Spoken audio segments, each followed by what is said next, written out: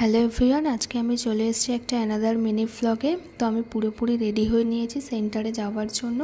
তো মা আমাকে সেন্টারে প্রত্যেক দিনে দিতে যায়, তোমরা আগের ভিডিওতেও দেখেছো। তো গিয়ে দেখি সেন্টারে এখনও অবধি কেউ আসেনি। তো আমি একটু বাইরে দাঁড়িয়েছিলাম, তার মধ্যে প্রচণ্ড গরম পড়েছে। আর এত গরমের মধ্যে সেন্টারের ভিতরে থাকাটা অসম্ভব। তো ওরা চলে এসছে 3জন ক্লাস করতে। আর আজকে বাইরের করিডরে বেশিরভাগ দোকানই খুলেছে, বেশ ভালো লাগে দোকানগুলো খুললে, তাহলে বাইরেটা আর অন্ধকার থাকে না। তো আর আমি তো প্রচণ্ড ঘেমে গেছি।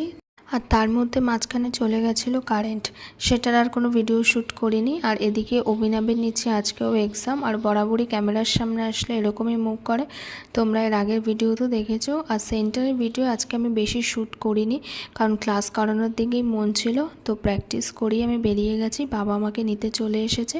তো এখন বাজে হচ্ছে রাত 10টা। তো চলো ডিনার কমপ্লিট করে এখন শুতে যাবো। আজকের মতন